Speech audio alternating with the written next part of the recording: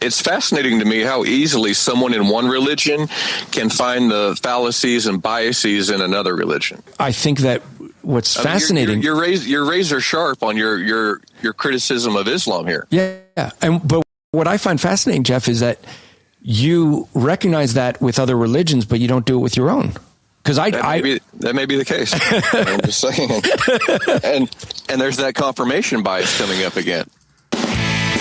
This is Apologetics Live. To answer your questions, your host from Striving for Eternity Ministries, Andrew Rappaport.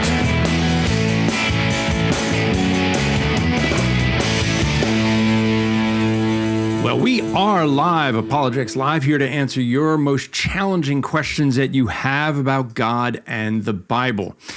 I am Andrew Rappaport, your host, the Executive Director of Striving for Eternity, and that this is a ministry of Striving for Eternity. And here at Apologetics Live, we do apologetics, we train apologetics, and I argue that I can answer any question that you have about God and the Bible. If you doubt that, you just go to apologeticslive.com, scroll down to a duck icon, join and participate there, and then you can ask me a really, really tough question, and I'll go, I don't know. Because I don't know is a perfectly good answer. Just remember that.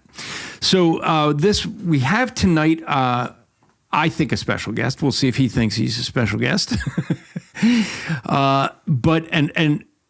This is someone who has come in two previous times on the show, and always like when there's 15 minutes left in the show, he comes in, asks great questions. We get a great dialogue. We end up going long. So I said, why don't you just come in and let's give a show that we could devote to a dialogue? And he said, sure, I'll do that. So let me introduce, and I'm gonna have him correct me if I say his name is wrong, his last name, but Landon Pontius, I think is how it's pronounced. We'll see. He's going to correct me, but I only knew him of coming in on the shows in the past, having some questions, and I think both times, based on the questions, I actually assumed he was a Christian. And then we discovered, no, maybe not, because I don't have the best memory, and I didn't remember. It had been a long time between the two times he came in. And so I had to look him up and do a little bit. So this is what I've looked up and about him. So Landon is a former Christian who deconverted from a deeply embedded evangelical upbringing. His father and mother served as full-time missionaries. He was raised in a ministry campus in rural East Texas, attended Christian school, afterwards moved to Orlando, became a church leader and church musician. We'll see, he'll correct me if I'm wrong. I think he was leading the worship team. He had written an article that I just found, looking his name up, which was nice, but it was his public deconversion essay, and it's called Why I'm Not a Christian Anymore. It's on Medium, back in October 2019. For some of you that may not know, that's BC, before COVID. Some of you remember those days when things were normal. One of the things that I learned when he was on the show is that his deconversion, as it's called, wasn't driven by some trauma. Usually, I've always said that when I get someone who is against the gospel, they've had some trauma, some event that had happened in their past that drove them away. Landon didn't have that we know of from his testimony in his article and in what he came on the last two times he was on the show. He had a podcast that he co-hosted called the Meaning of the Middle podcast. And so what we end up seeing is that I think, as I put in the description, let me just actually read some of what I put in the description of Landon, because this was my view of him. I said he grew up in a missionary home in the early East Texas. He played music in church, attended every summer camp, became a worship leader in Orlando, and fully invested himself in the Christian faith that he loved. He walked away. Landon Pontius is the kind of deconvert most apologists are not used to engaging. He's articulate, kind, he's not bitter, And he openly stated here on this show previous times that he would almost prefer to believe in Christianity, but he wasn't convinced by it. And so I found both times he was on a very engaging discussion. It wasn't, as I think you're going to see, not someone who is, we're not going to have a battle, I don't think. I think it'll be a good exchange of ideas. And so one of the things I always do when I have someone on the show who is of an opposite view of my own, for the audience to know, is that I will here, because this is my show, allow my guests to explain what they believe. And I think that some people think that sometimes that that's wrong to do, because then you're letting him, evangelize, if you want to say, my audience. The reality is if Landon says something that I'm like, I want to address, I could do it a whole show on addressing that, right? But the purpose of this, and this is good in apologetics, is to get to know the person you're speaking to, get to know what they believe, so you're not dealing with straw man arguments. If you want to argue about something that they don't hold to, you're talking past each other. You may feel emboldened in that way because, oh, look, I can demolish him. Well, you could claim it that way, but the reality is that you have to be able to make the points that connect with the person you're actually speaking to. So let me bring Landon in. Landon, welcome to the show. Hey, thanks. Good to be here. Nice to see you. Anything I say that was wrong there? Last name is pronounced Pontius. Pontius, okay. It's a famously, all through high school and all, even as an adult, it's often butchered. So spelled the same as Pontius Pilate, but not pronounced Pontius because of that, but happens to be a different pronunciation. So who wants to be Pontius? Yeah, who knows how far back the association goes? Yeah, and I will say, we did joke just before we went live. We did a quick test, and there was a slight delay because I see him speaking, and then I hear it. So I joked and said, if I cut you off, it's not because I meant to. And he goes, yeah, likely excuse. He's given himself an out, so everyone just keep an eye on him. Yeah, yeah. So I want to be able to. I had read the your essay that you had. Found that it's the neat thing of the internet. I actually said to you, I said, okay, are you the guy that did this podcast? Yeah, I don't know how the best. Yeah. I didn't know how common the name was. And you were like, yeah. I'm like, okay, then maybe this article's from you. So I sent Not a common name. I'm pretty easy to find on the internet. Yeah. Yeah. Well, okay, let me ask this. Did you ever call into James White's program? I don't think so. Okay, because there was someone that when I did a search, that came up. So, interesting. So I was like, but that person sounded like a believer. So I was like, I didn't know if maybe you called when you were younger and then you deconverted. I was like, I don't know. It could be the same person. Seems unlikely, but who knows?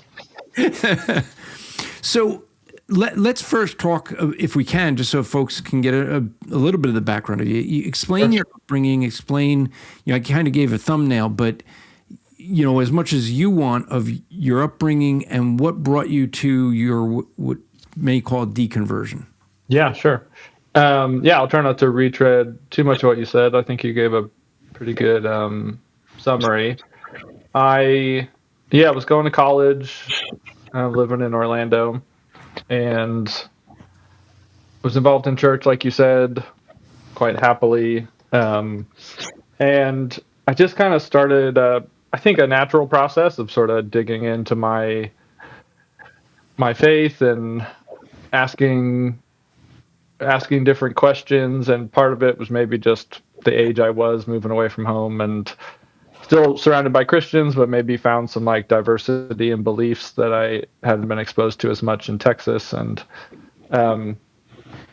it wasn't like I wasn't having a crisis of faith, when it started. It wasn't like any major foundational questions. It was just like questions about the afterlife and, how does prayer really work in the real world? And just some of these kind of typical questions about different things. And for the most part, it was sort of a normal, what I thought was kind of a normal, just maturing process. I'm just digging in, finding a kind of diverse landscape of opinions and commentaries and testing my views and evolving and becoming more open-handed on some things and more decisive on others. And for a while, that process felt more or less healthy for my faith. And then I think, to make a long story short, eventually I think I had sort of retrospectively realized I was chipping away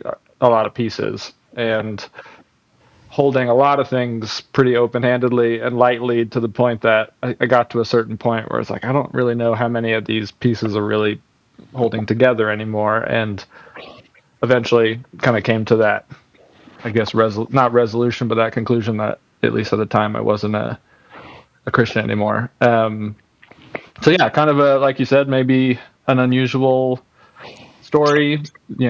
I was someone, again, like you said, that had a pretty purely positive experience. Don't have like regrets about the way I grew up and the experiences I had. And but kind of find myself where I am anyway. And I've tried to engage different ideas. I think since I deconverted, there were a lot of philosophy questions, a lot of questions about metaphysics and questions about ethics and different things that, I had to sort of replace the answers that I had grown up with and that I had had for a long time. And that podcast, Meaning in the Middle, I did with a good friend of mine, Ryan, who's a pastor in Orlando and still one of my best friends. And that was just a great way to sort of explore some of those ideas in a close relationship. And so I've been pretty intentional about digging into philosophy, exploring ideas. I mean, it's something I like kind of as a hobby, and so something I think a lot about. Like you said, I wrote an essay. I do like to try to kind of write about some of these things. And so, that's where I am now. You and I have spoken, like you said, a few times on the show, and was always really fascinated by the presuppositional approach. I live in Asheville, North Carolina now, and I have another close friend here who's also a pastor. I keep finding I'm collecting pastors everywhere I go. And we're trying to tell you something. Yeah. He's a Presbyterian pastor, and he introduced me to TAG, to the Transcendental Argument, and to presuppositionalism in general, and Van Til, and that whole lineage. And that was a area of apologetics that I hadn't really had exposure to, and has been a fun kind of challenge and interest to dig into and try to kind of understand that approach. I know it's something that you and I have sort of brushed up against a couple times, and something that I said I'd love to chat a little bit more about. A little bit about me. That's plenty, I'm sure. All right. Well, first off, Jesse says, hey, Landon, or hi, Landon. So you got some folks saying hi. Let me see, which ones did I miss here? So there were some questions I had I should put this one up, because Andrew from Down Under says, oh, yes, I became a member here. I had forgotten about that. So, yeah, you can become a member on YouTube if you want. There's some way to click on that and do that. Wesley, I think, is making fun of me here. He says, everyone's a special guest. You say he says that to everyone, huh? Wow. I must have said it when he came in. And it was such a nice intro, and now I just realized. Scam. Okay. Tara is saying, no, it's debating. So that actually does become an interesting thing I'll touch on. What is a debate? Right? Because, so if we think about it, what people think about as debating is what they see online nowadays on social media, where people just yell at each other. Like, when they talk about a presidential debate, it is not actually a debate. It's just two people usually not listening to one another, just giving their talking points. It's kind of like two monologues where they just say, okay, your monologue, because even when they ask a question, usually the person never answers the question that the other person asks or is asked of them. They just go on to say whatever they want to say. But a debate is in one sense where two people are disagreeing and giving argumentation. And arguments are not bad. We make arguments all the time, but we think of arguing as a bad thing. Now that we can have a disagreement, as we're going to do today, in an informal way. It's an informal debate. That's different than formal debates. And we've had those on this show as well, where it's timed, there's rules. I wish that presidential debates and political debates would be done that way. I personally think it would be better to get like a Lincoln Douglas debate where they get up there for 3 hours and ask each other questions rather than, some media folks just going, well, we think these will be easy questions for the guy we like, and this will be hard for the guy we don't, right? So that's what, when we think of a debate, it's like, well, what is the debate? And I think what we have to recognize is a debate can be formal or informal. This is going to be an informal one. Just because we do disagree, I think we both acknowledge that. We'll both bring out our own arguments for our own side. So in that sense, yeah, it would be. So Jesse is asking the question of you. This is the one I was looking for. And he says, I'm wondering if he ever truly understands the gospel. So that's a good question to ask you. As you grew up, what was your understanding of the Christian gospel? I think I took what would be a somewhat standard evangelical view, that Jesus died for our sins and that it's through belief in him and relationship with God that we are able to, overcome the wages of sin and, the fallen nature of the world and hopefully gain eternal life out of it. Probably nothing too controversial in my upbringing that you can find a Christian to disagree with any piece of theology. I think this is a question I get often. It's a bit of that no true Scotsman thing that seems to come around where it's everyone has their own criteria. All I can say is that as far as I could tell, as far as I knew for my entire life, basically, I was having the same experiences and beliefs that the people around me were. And I can't speak to to everyone else and what maybe his view is, but I think it seemed, from at least my perspective, to be very genuine. So the one thing with the no true Scotsman fallacy, for folks who don't know what that is, right? Because we always try to educate here. Sure.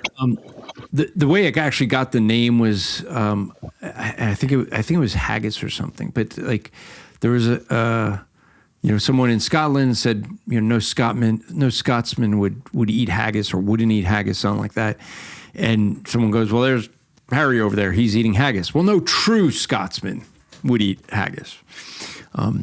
And so it got the name, but it's the idea of saying that if you don't hold to something, you're not truly, air quotes, of that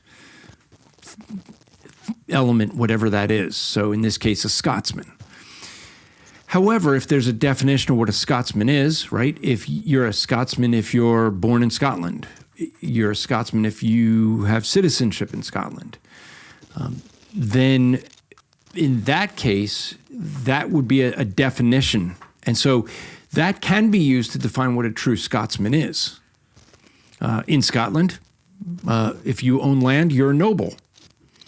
So technically, I own a small piece of land in Scotland, and I am a noble in Scotland. That doesn't make me a Scottish. I'm not a true Scotsman, but in Scottish, I'm a true noble. So, when we're in this case, if I was to say, well, if you don't believe in baptism by immersion, you're not a true Christian. Right. That's not the definition of what Christianity is. But we would see that Christianity, the definition of a Christian is one who, puts their faith in Christ, right? And like an ultimate faith.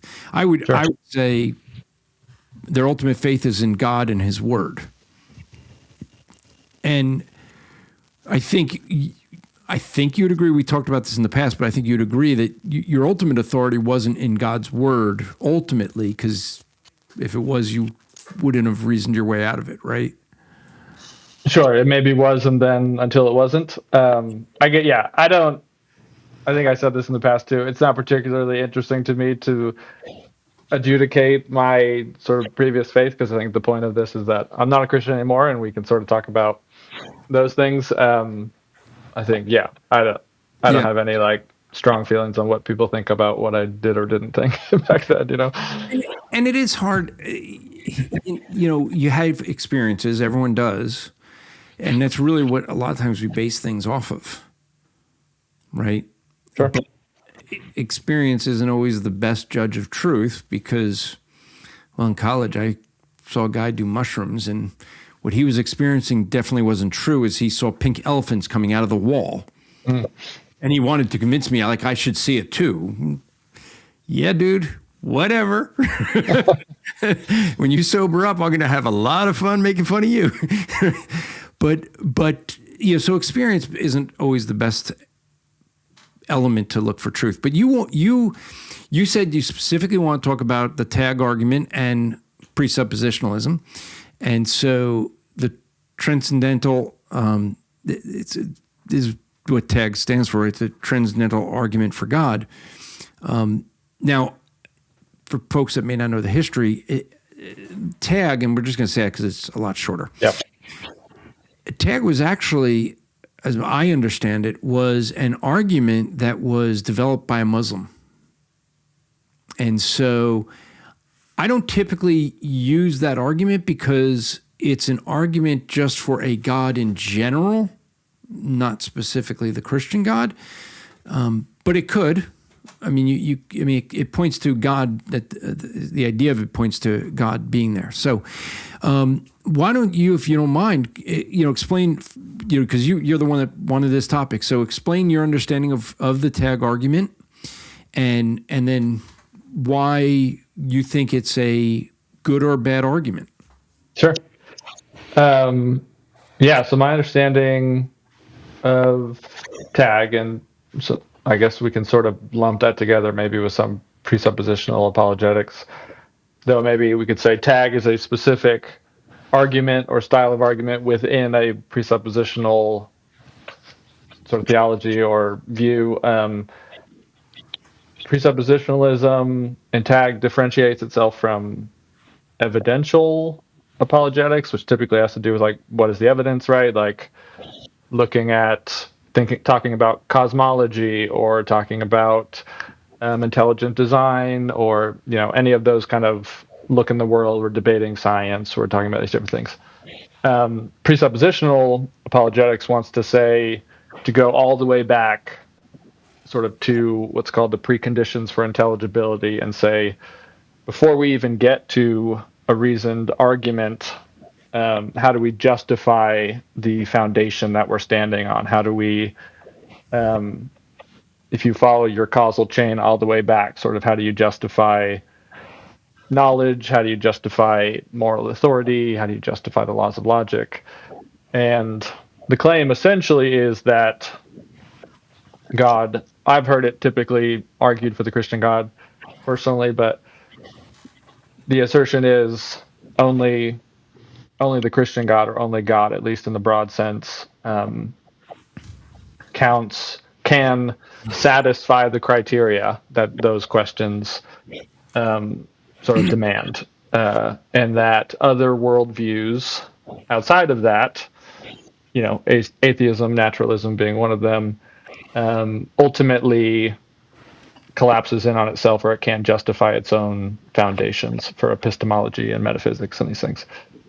I don't know if that aligns with your your view or understanding of it, but I'd like to know if that generally fits. Generally, for when we look at presuppositionalism, yeah, I mean, the idea is, and the reason I say, like, I don't like the tag argument is it's not pointing to the God of the Bible, it's just pointing to a being. And so, but my argument, I have two presuppositions. God exists, he has spoken, right? Those are two things you can't prove, because if it's an ultimate, like an axiom, you have to accept it without proof, but yet you wouldn't be able to come to any other conclusion without it being true. So the example I would use in the Bible, actually in my reading today, Psalm 14, it starts off by saying, the fool says in his heart there is no God. How does that work out? I think what it is that you and I both have an ability to reason, but where did that ability come from? If the ability to reason requires God, right, then that is the proof, that is a proof of God's existence, right? Because you can't make sense of anything without an ability to reason. So you have to get to the question of, well, how do you have that ability, right? It's got to come from, well, reason is not a material thing. It's an immaterial thing. That leaves my view. You may disagree. It's universal. Everyone has an ability to reason at different levels. You may reason better than I do, but we both have that ability.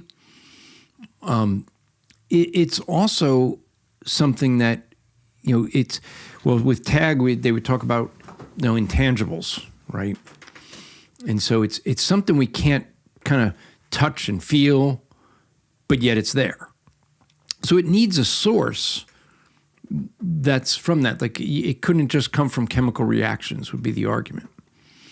And so that being the case, then the argument would say, well, for us to reason that God doesn't exist, it first requires God. So I would say that the foolishness is using our God-given reasoning to deny the God that gave us an ability to reason.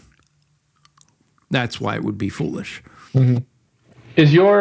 So there's this idea in more sort of formal versions of tag. Mm-hmm. There's this idea of the impossibility of the contrary, which is that a Christian that's running the tag argument, part of the claim is that they have confidence that God is the answer, that he exists, because the contrary is impossible, because these other views that do not ultimately rest on the foundation of God are not internally coherent, that whether or not you agree that they're true or plausible, that they don't even have internal coherence sort of on their own terms.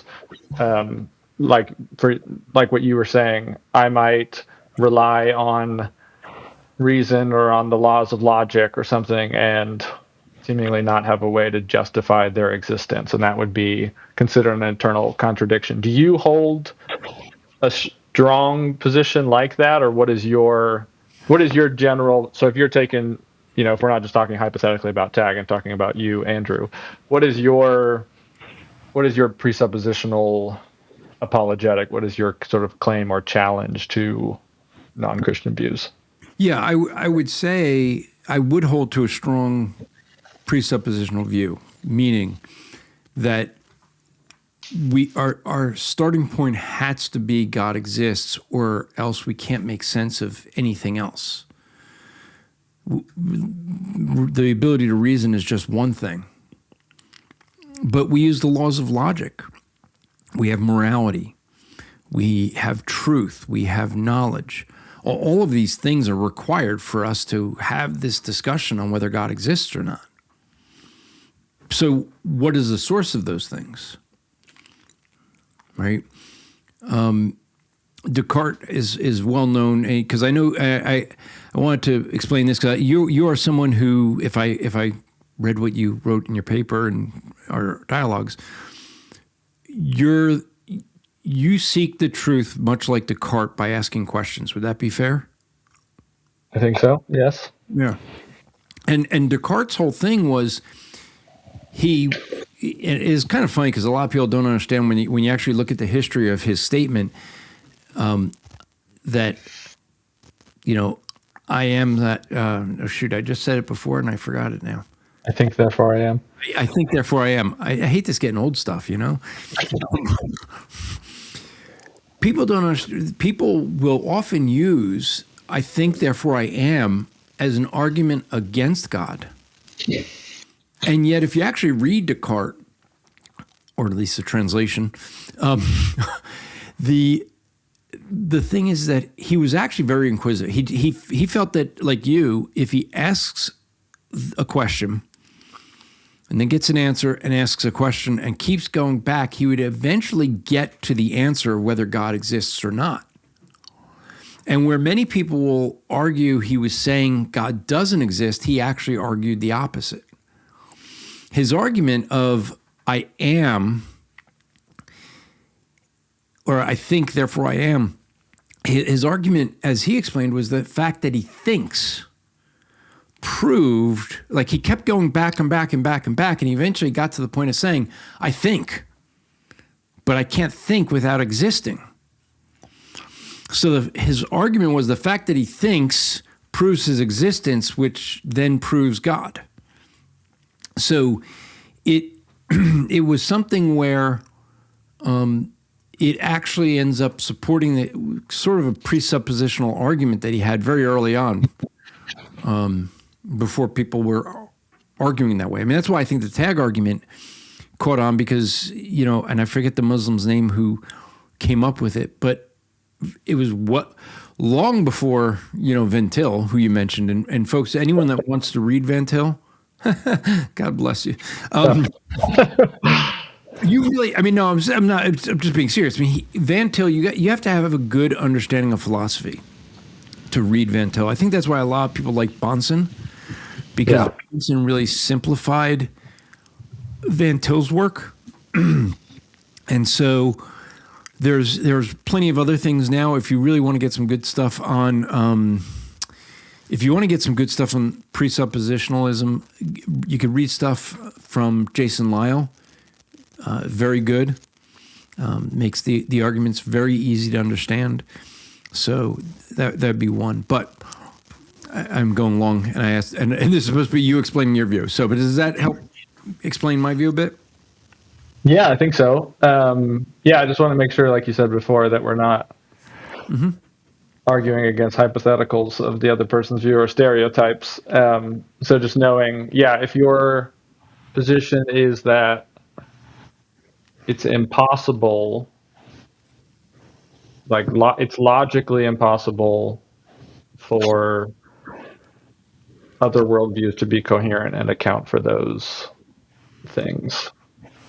Something along that line of a sort of strong, what we're looking for, the criteria is logical possibility, which is that it does not have an internal contradiction, more or less. Just wanted to know if that was, Yeah, well, I would say... I guess, so maybe, sorry, just to tighten that a little bit. What I want to understand is the criteria that would, in theory or in principle, satisfy the challenge of tag. So if you say, it's Christianity the only one that can, meet this burden of the preconditions of intelligibility, sort of what do I have to do or demonstrate to potentially refute that? Yeah. And so just to tighten up what I was saying, I guess a bit, the thing is I'm saying that you could deny God and try to come up with a way of explaining our ability to reason and truth, knowledge, these things, but you wouldn't be doing it from a a logically founded way, because you step into absurdity when you're denying the very source of where things come from. So if I was to say, I'm trying to think of something. I'm thinking specifically of the way we're speaking right now, right? If I was to say there are no sound waves, but those sound waves are required for you to hear my voice, it's absurd. And so that would be the thing that I would say. I just want to throw this up here. Jesse, I appreciate it. I forgot when I was thinking of different people. So Jesse says, read Bonson, Jason Lyle, or watch Cy Ten Bruggencate. So I should have. I'm not a Bruggencate fan, but well, someone that I is a personal friend. So just for the record, and his that's not a judgment on him as a person. No. He is, his style, just his personality. He's kind of just terse, and so it comes off as rude sometimes, I think. And he's really a nice guy, but when he's, having an argument, even in a good way, he's short and quick, and it just comes off, I think, different than, because I've seen, but I understand what you're kind of saying, but he does break down the argument in an easy to understand way, and so I always laugh when people will say that I'm copying Cy, and I'm like, you do realize I've been teaching Presup longer than Cy believed in it. He was an evidentialist for a long time, so it was like, but yeah, I mean, I started with Presup in 1991 or 92. So is when I started understanding it and arguing, and then by 94 teaching it. So, and I think Cy started believing it in 2000s. So, just for the record, because I've been accused, it's funny. If you get someone that's known for something, right? Everyone thinks that person copied them. I'm like, yeah, no. I learned it from my professor in seminary who did his PhD in presuppositional apologetics. So, I believe you. So let's see. There was a question that came in, and I wanted to, if I could find it, I star them, and then I got to go find them. Okay, here. So Jesse was asking this question. This does get a little bit to the pre-sub view. Jesse's asking, what is Landon's ultimate authority to determine what's absolutely true or false, good or evil? And the reason I think this is good to highlight is this is sort of the argument of presuppositionalism, right? What's your ultimate authority, which is where we were talking earlier, right? If you think about it, I know I didn't start, but someone in the chat had mentioned it, is the passage in 1 John 2:19 where it says they went out from among us because they were never of us. They went out to expose they were not of us, right? So if you claimed you're a Christian, you walked away from the faith according to the Bible, at least, and I understand may want to disagree with it, but according to the Bible, it says people walk out because they were never a Christian. They thought they were, but they never were, right?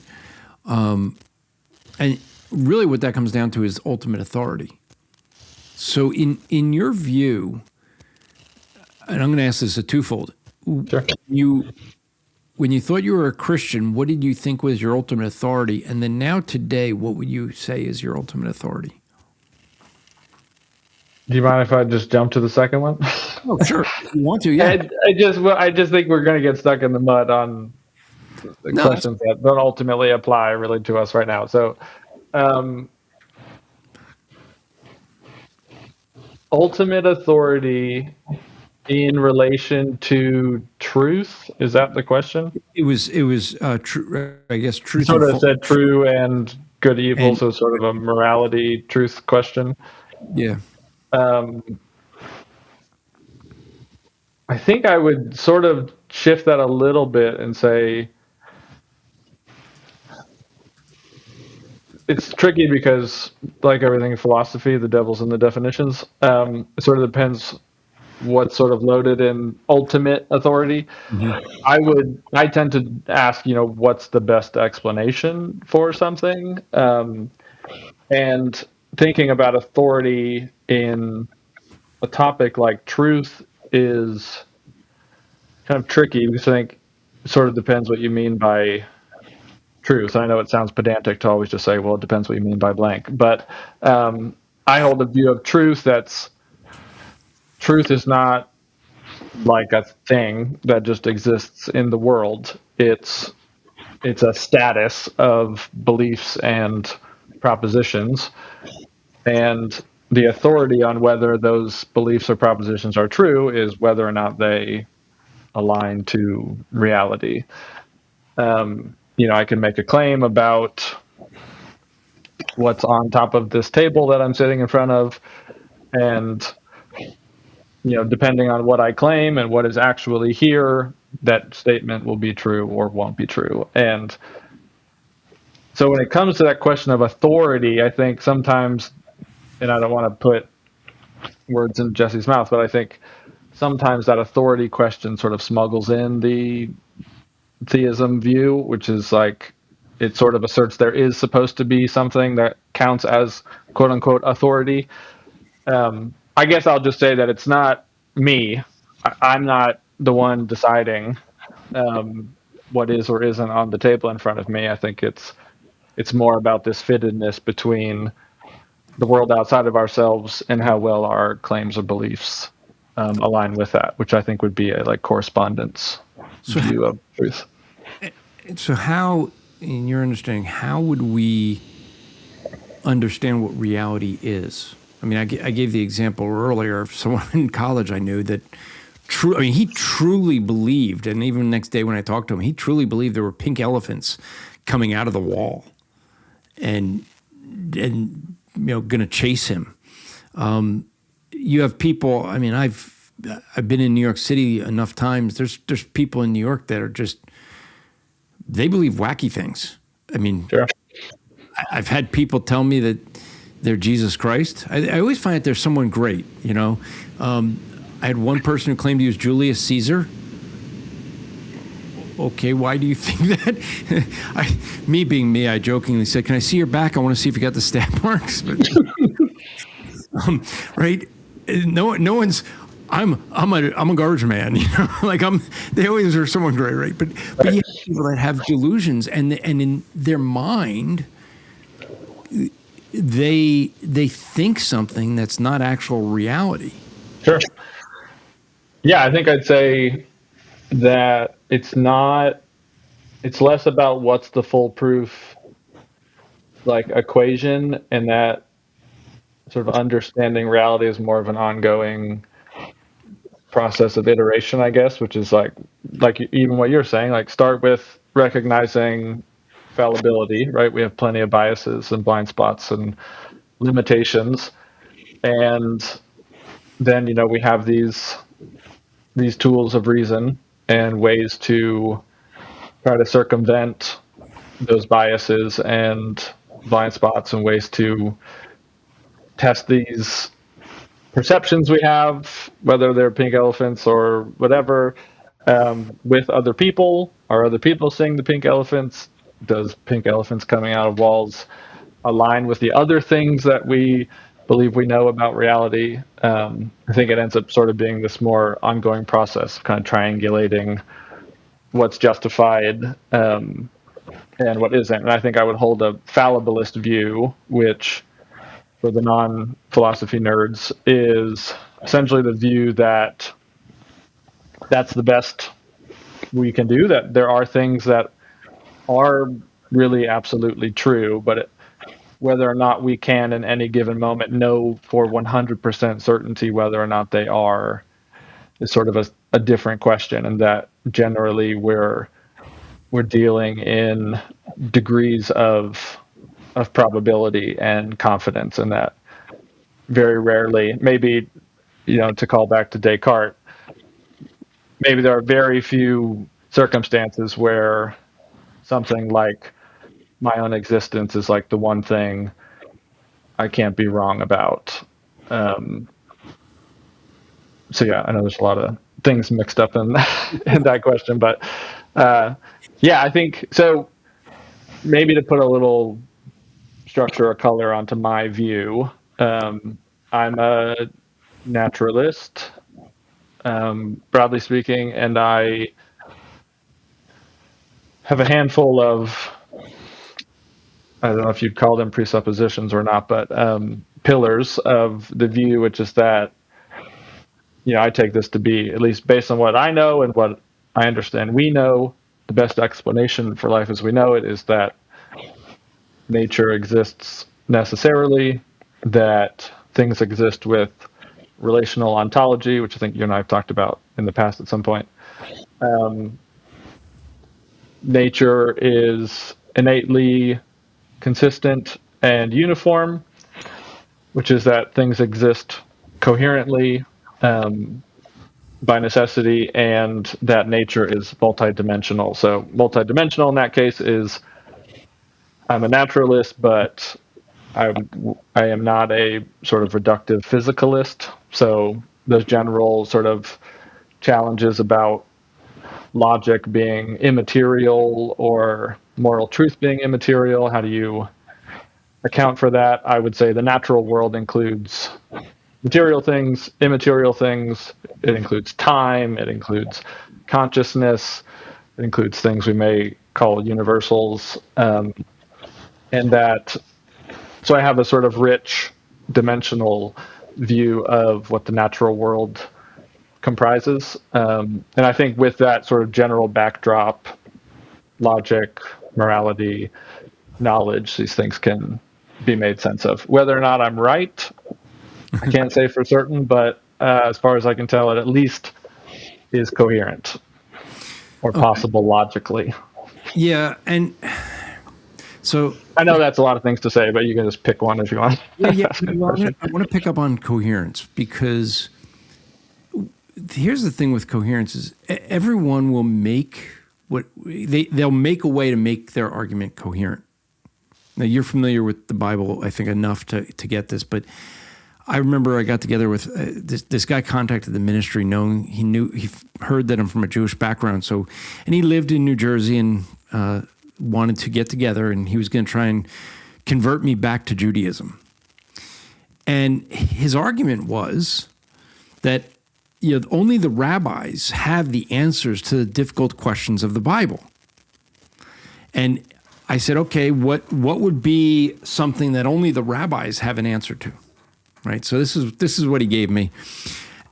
And I'm just going to tell you the thinking that he has. I think even with your background, you're going to see the problems. But but he said, well, see, you have David, who is, they say David's a man after God's own heart. And so the argument is that David couldn't have sinned. This is actually what Muslims believe as well. Right? So as a man after God's own heart, he couldn't have sinned. And you say, well, how did he then have an adulterous relationship with Bathsheba? And he said, well, the rabbis have the answer. The fact they argue that before going to war, you would have men give a written a letter of divorce to their wife, so that if they don't return, they can go and remarry, because the wife doesn't have means of providing for herself without a husband. And so it was a way of saying, if I don't come home after the battle, you can go get married. But what Uriah did was give a permanent writ of divorce. And that's why when he was asked to come back, that when David had the affair with her, the reason that he asked for Uriah to come back was so that Uriah would not sleep with his wife, because he couldn't, because he divorced her. And he was proving to everybody that he was divorced. And that's why David did that. So you asked the question as I did. So then why did David have him killed? Oh, because he called David Lord, and that's blasphemy. Except like Lord doesn't just mean God.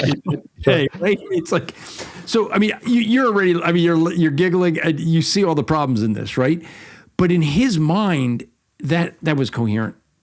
and it was something only the rabbis could come and can have an answer to. And I explained to him, I said, well, yeah, of course the rabbis are the only ones with the answer because they created the problem, right?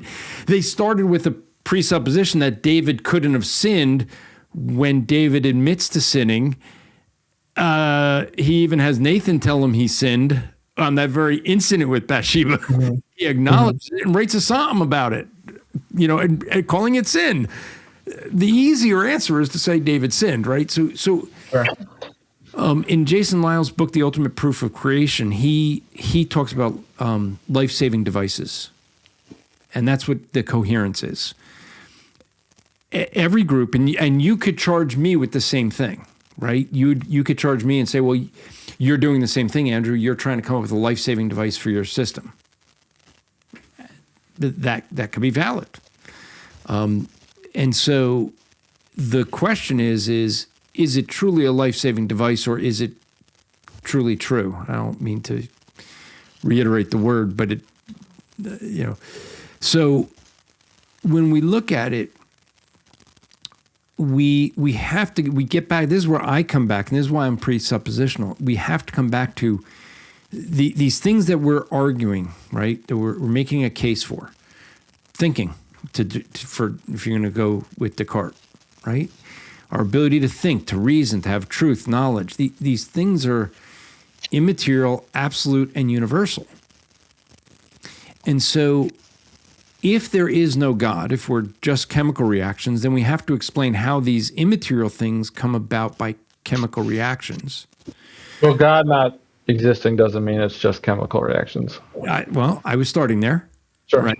Because we had this discussion. You don't hold to that. Well, better yet, I'll let you answer where I was going to go second. Why don't you explain to folks what your view is? Because we had this dialogue last time, right? And you hold to a different view that I was going to go to next. So, which part of my view do you want me to talk about? Where we could get these immaterial things without God. So it might be helpful to pick an immaterial thing. So maybe you say like laws of logic or something. Yeah, that's exactly the one I was going to go with. So this is a difference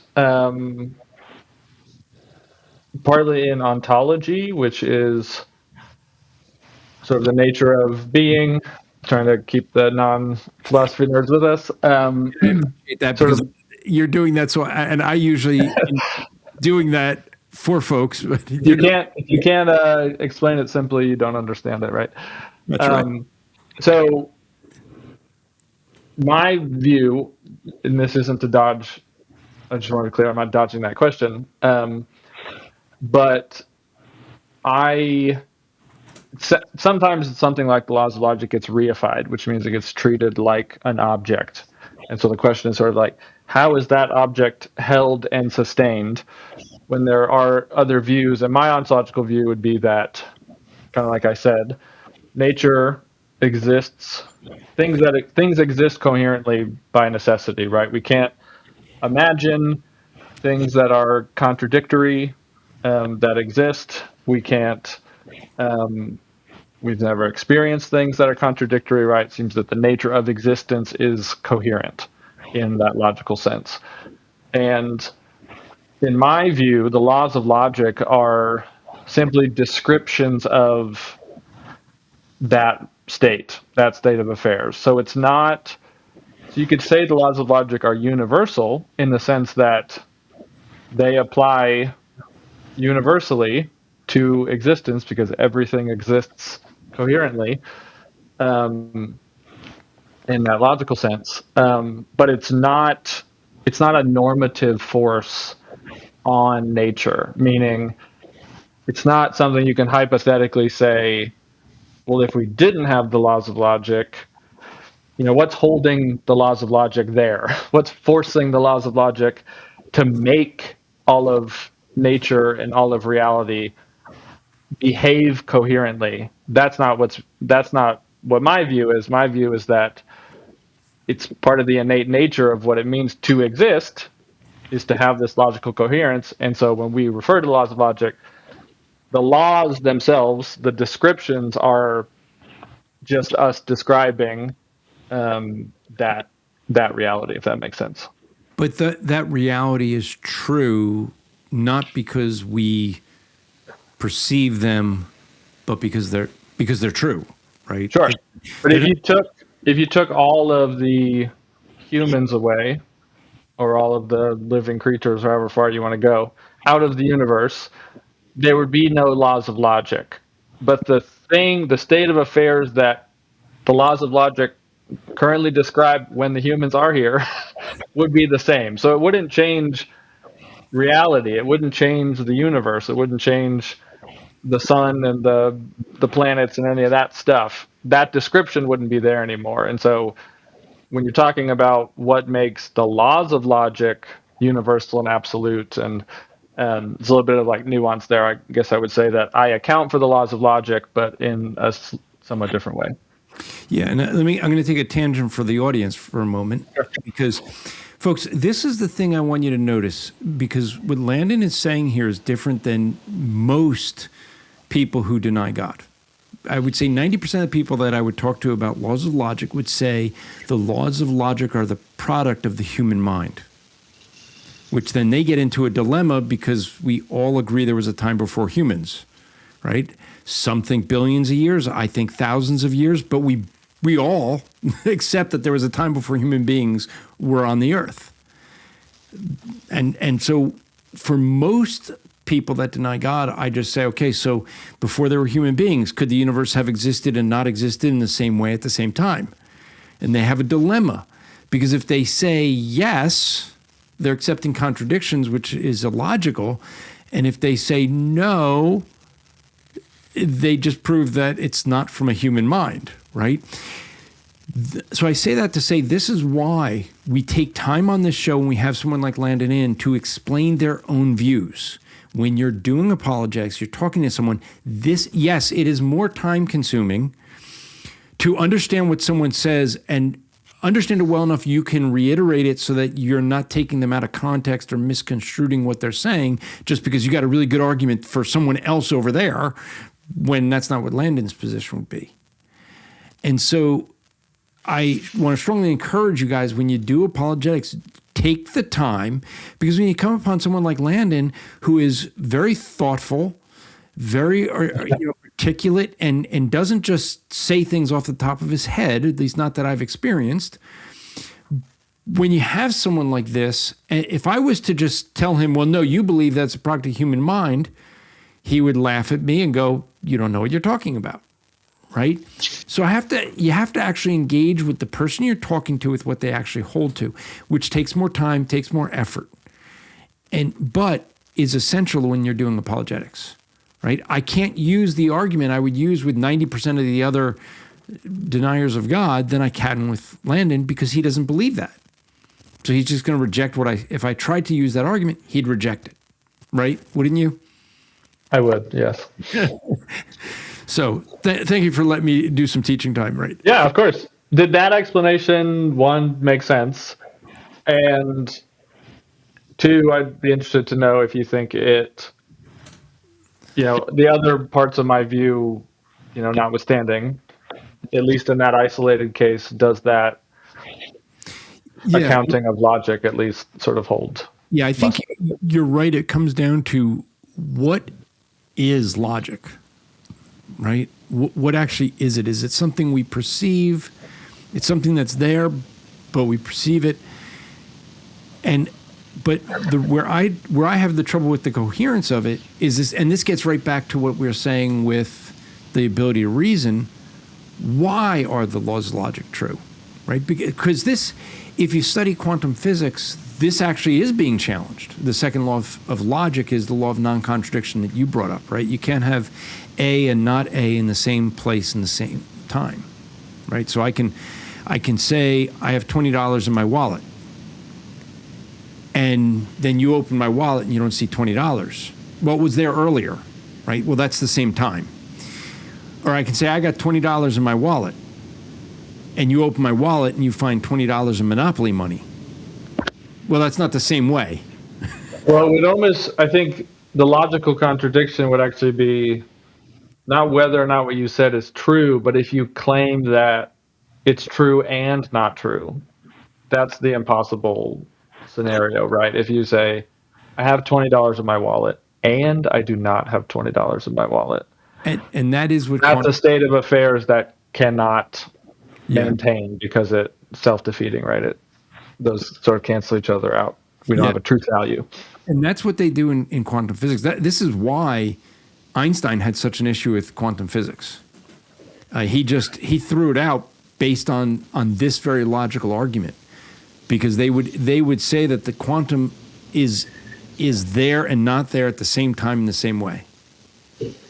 And that's illogical. Now, my argument would be it's not in the same there and not there in the same time, same way. It's that we don't have the technology yet to really understand what's going on at the quantum level.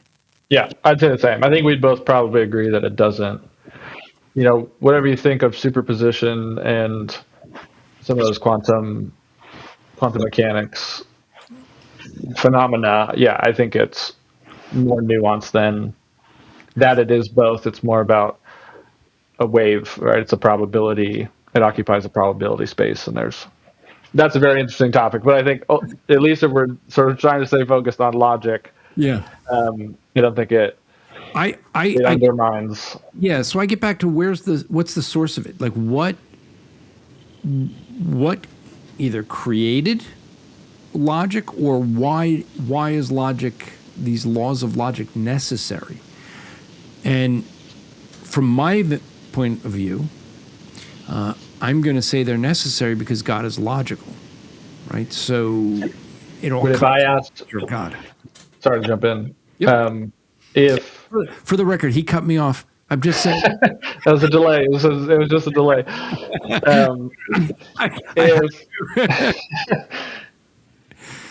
So if I asked you, why is God logical?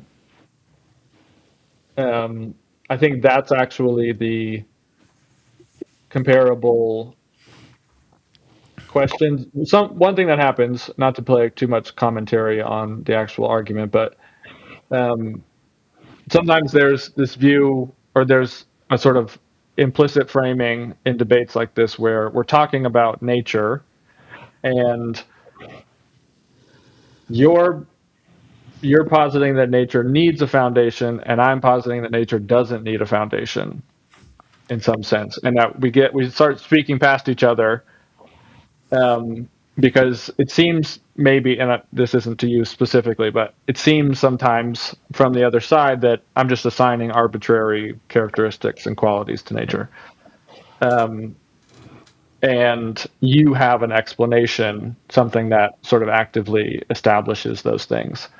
But what we should actually be comparing, if we're comparing our worldviews, is whatever our metaphysical foundation is and how that thing gets its quality. So in my case, that is nature, but in your case, it's God. And so the comparison, to bring that home, is not how does nature become logical in my view and how does nature become logical in your view. It's how does your metaphysical foundation have a logical nature. I think we would both say, and you can correct me if I'm wrong, we would both say that it has that nature necessarily, that is, it doesn't have that because of an external explanation or source.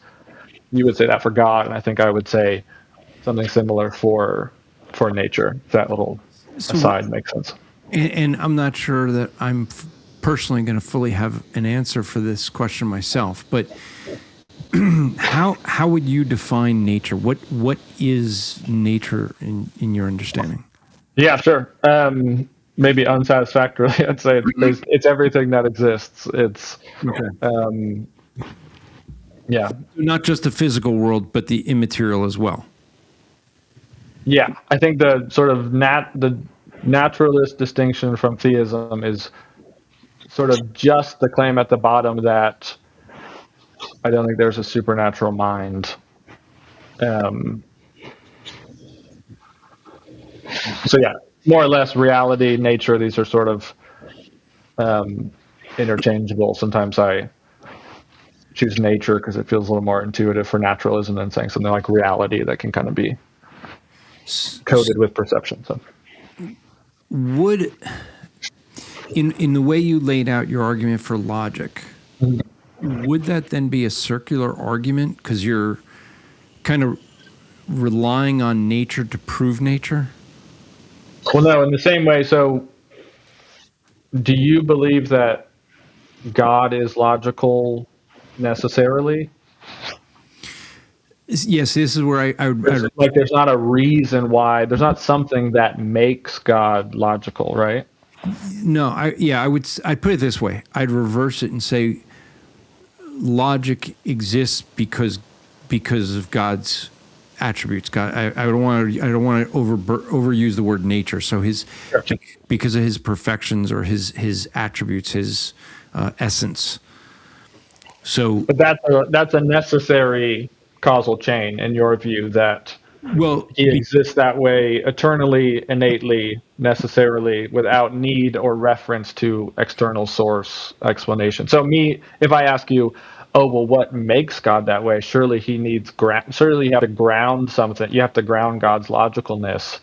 You would say he's the bottom of the barrel, right? He's the ground floor. He's where the regress stops. Yeah. He's not the bottom of the barrel. Yeah, I didn't want to. Sorry. Yeah, I would say, if I think about this, I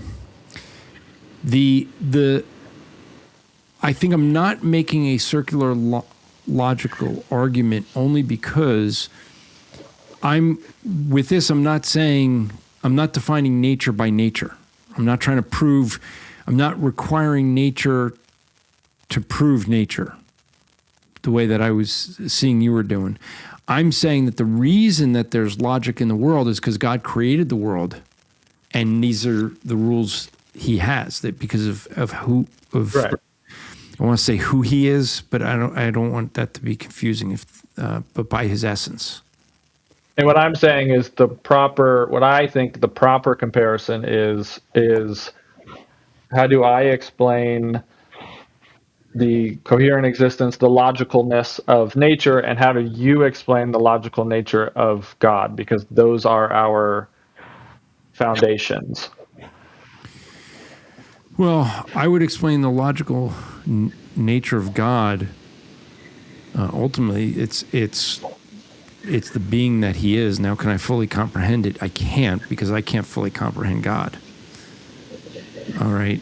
And that's my answer basically for nature, is that it has an innate quality. It exists a certain way necessarily, and that's an immutable fact about it. And it's not any more or less circular for you to say that God holds a quality in the same way. Well, no, because I'm not saying that that logic. I'm not trying to prove logic by logic's existence, right? I'm going to an external source, being that there's logic in the world because of the creator who created the world. Right, but you're saying there's logic in your worldview because your metaphysical foundation has the necessary qualities innately and necessarily, sort of without external explanation. And I'm just pausing to think through what you're saying, because I want to make sure I'm understanding it. Yeah, sure. And because I sense, just in my opinion, that we're talking past each other, and I don't want that. Well, what if we did this? Maybe, and you can tell me if this helps. If we just take the specific label off, so we take God off of your label and we take nature off of mine, and we just say, I say, hey, my metaphysical foundation, which doesn't have a label, my anonymous metaphysical foundation is logical, and my explanation for that is that it has that attribute innately and necessarily. I think you would say, and again, correct me if I'm wrong, but you would say, hey, your metaphysical foundation, which is now, for this thought experiment, anonymous, also has is also logical by the necessity of its own nature without external explanation. We would say I think we say the exact same things.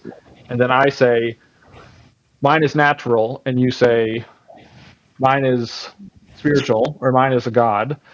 But from a metaphysics standpoint, I think we're following the same criteria, which my hope would be, if it works for you, and I assume you believe it works for you, then if that criteria is being applied the same way, it should,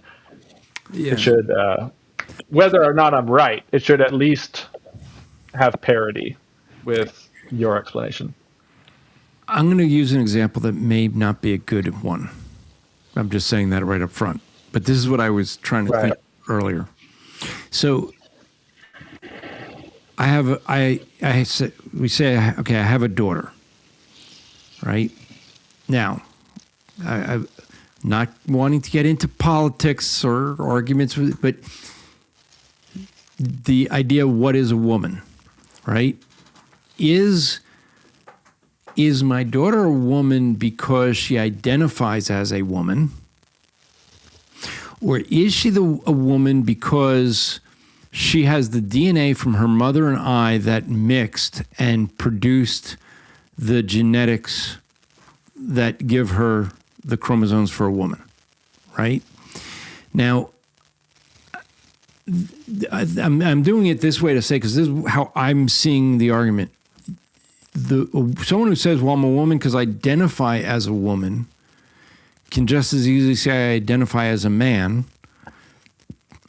But that becomes an argument, a circular argument, right? Because you first have to, if you're trying to define what is a woman, and you're saying one that identifies as a woman, well, you haven't actually defined it, because you still don't know what a woman is that you identify as. Where in the one that I'm giving, my daughter is my daughter because of what was passed on to her, right? As parents, she only can have the genetic makeup that her mother and I share.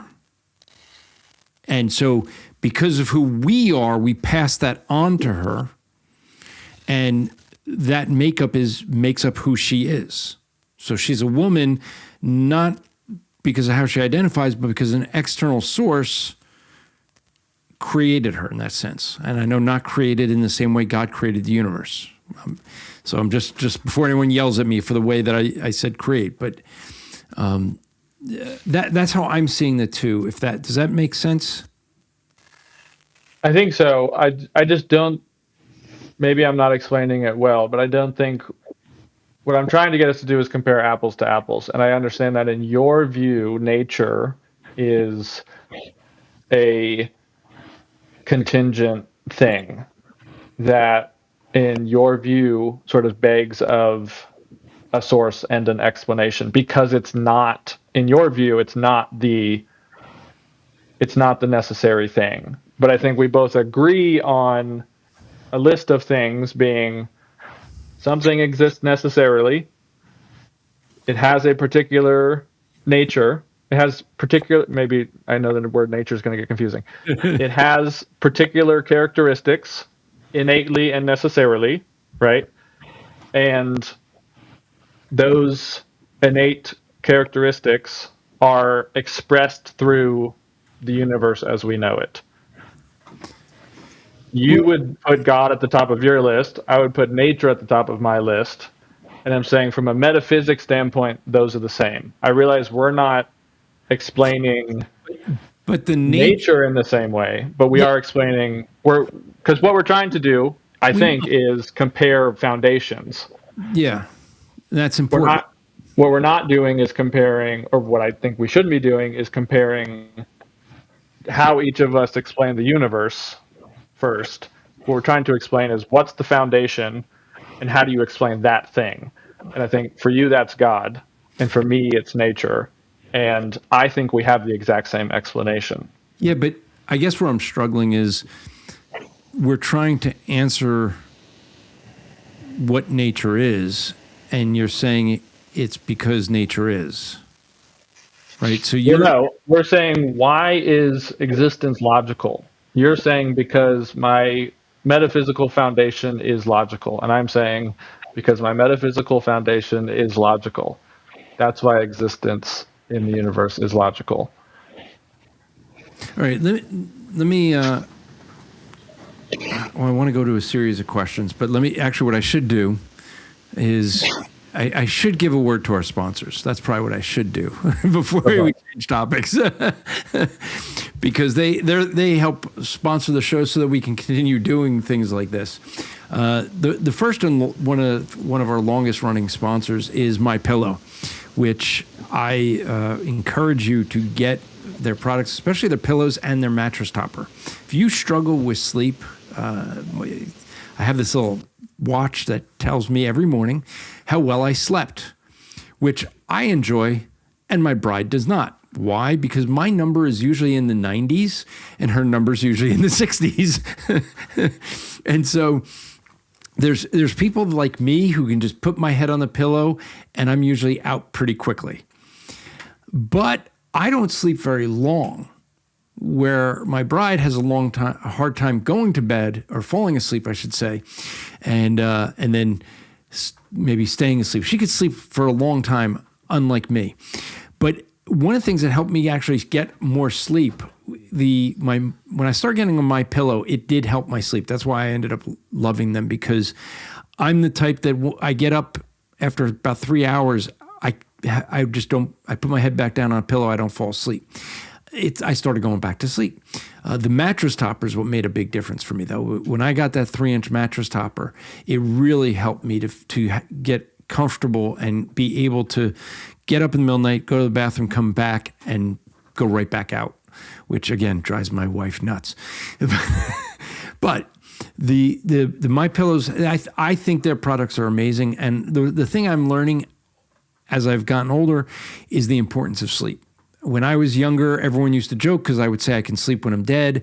Well, the reality is the lack of sleep for so many years, well, that kind of encouraged the death thing. It has had a big impact on health as I've gotten older. So if you're younger, the importance of sleep, really important. And so what I suggest if you do struggle, consider checking out some of the products. Go to mypillow.com, use the promo code SFE. Not only does it get you the discounts with them, but it lets them know you heard about them here so they continue to sponsor us. One of the things I also do, as well, because I'm nuts, is I'm very into biohacking now, and I do my cold plunges every morning. Now, I have an expensive cold plunge. I got it from Plunge. And so you can go to strivingforeternity.org/plunge. They also have saunas. I have a sauna. I don't have a sauna from Plunge Company, but I have their cold plunge. But they have both saunas and plunges. Now theirs are good quality, especially their plunges are really good quality, and their saunas are good quality, but they're expensive. And so a lot of the people in my audience really wanted to get into cold plunging or doing the saunas. The advantages of heat therapy and cold therapy are different. I could do a whole show on what those advantages are. But I wanted to come up with a good solution that's a little bit more inexpensive for folks that can't afford that. And therefore, I worked out with Pod Company. Pod Company, and if you want, just go to strivingforeternity.org/pod. So same thing, strivingforeternity.org, and it's either going to be /plunge or /pod. But Pod Company has cold plunges. They have saunas. They're much more inexpensive, but still good, decent products.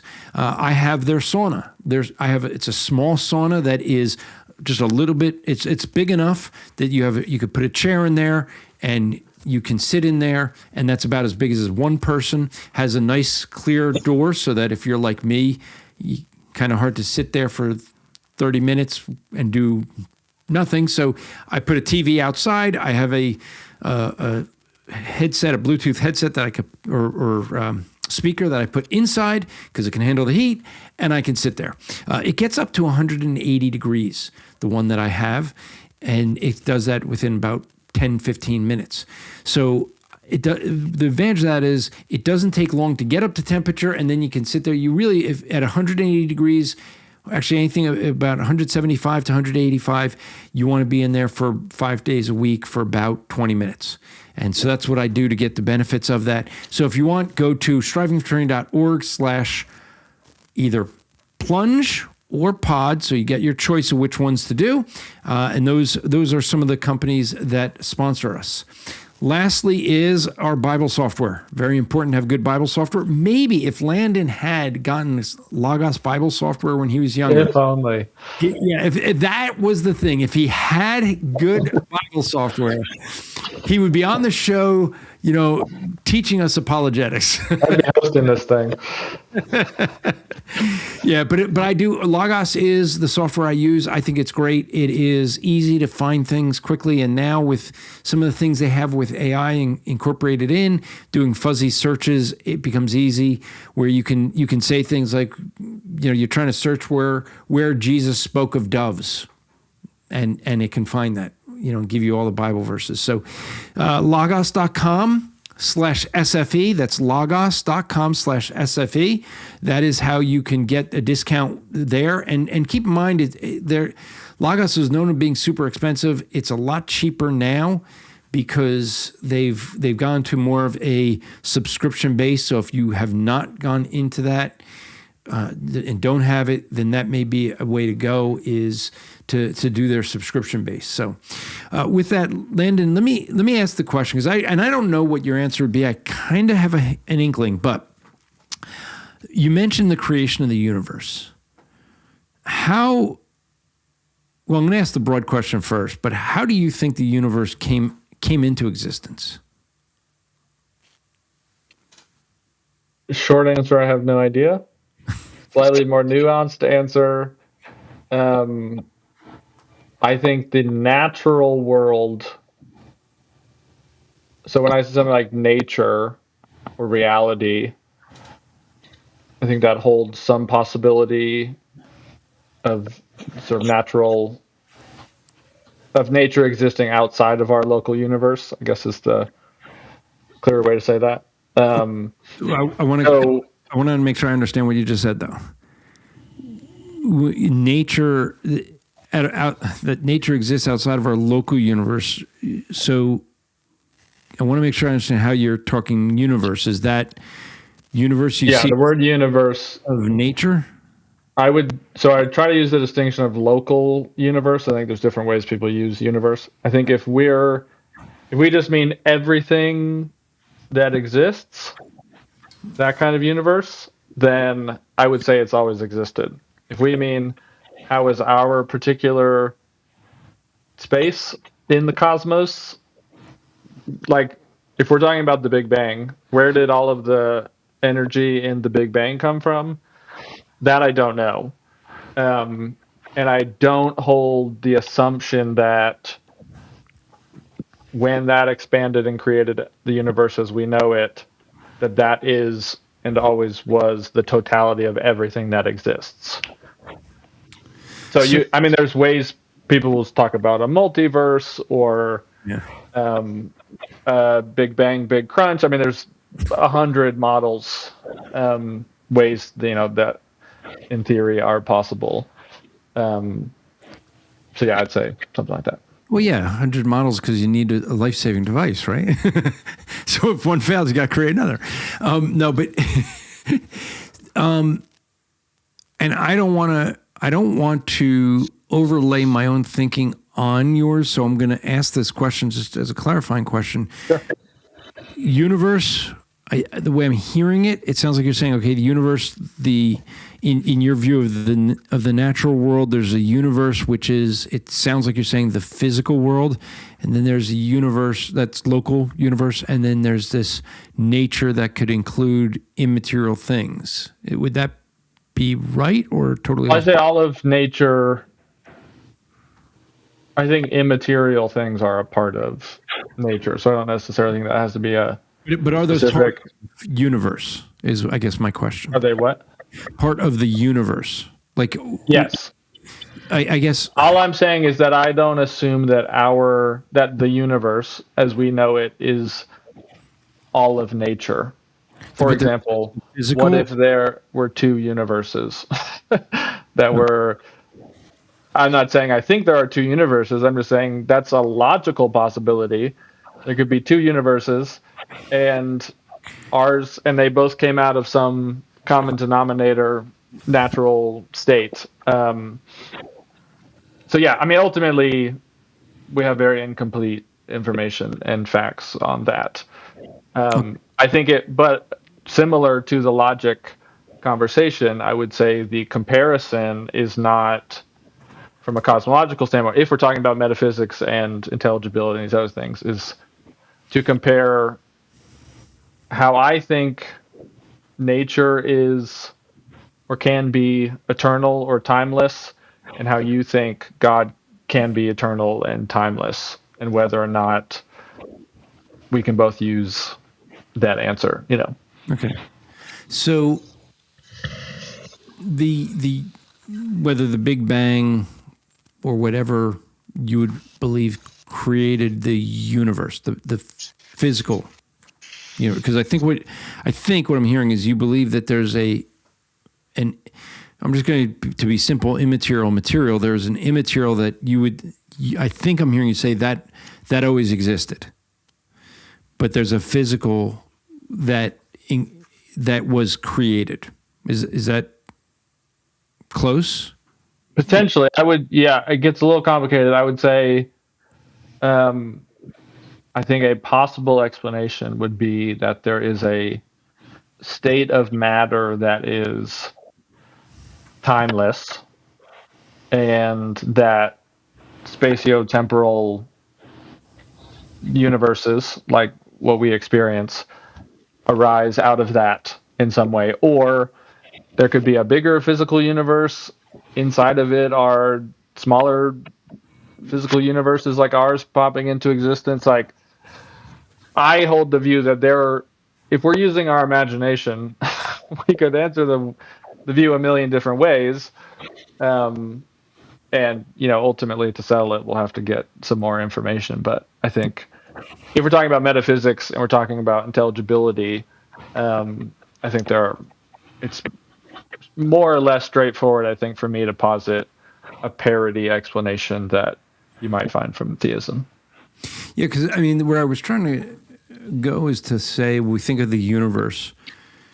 And if there's a fourth argument, I don't know. I can only think of three ways that the universe could have come into existence.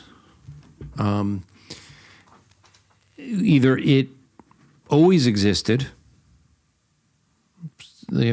however, the problem there, Einstein's the second law of thermodynamics shows that energy has a lifespan, right? It had a beginning, it's going to have an end.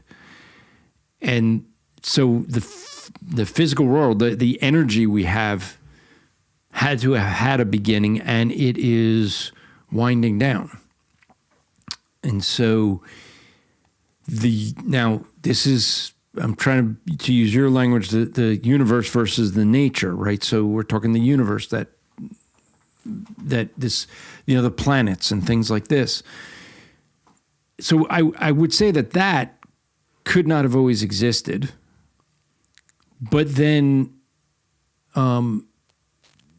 if you say the other way would say that the universe created itself, but that would kind of destroy something go against what something we said earlier about the second law of logic, right? The universe would have to first exist to be able to create itself.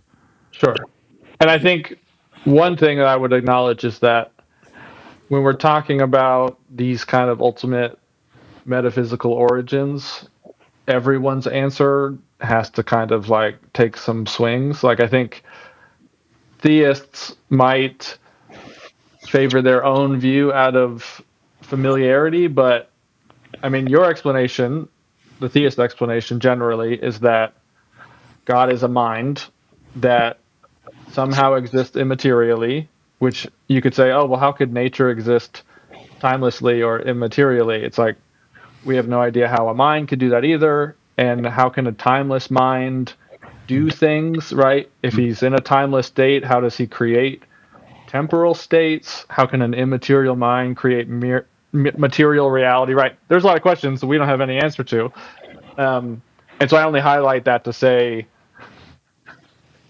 even if your view is that God is a better explanation for the universe, the explanations for God, because we're stretching pretty far beyond our knowledge horizon, I think you would agree, even for the foundations of your own view, there's a lot of things that we can't totally grasp and certainly don't have a scientific understanding of. And so if we're just talking metaphysics, I think we can posit some plausible explanations. And then, I think if we're trying to make scientific arguments about thermodynamics, I think both of us would have a kind of hard time probably justifying things on that level.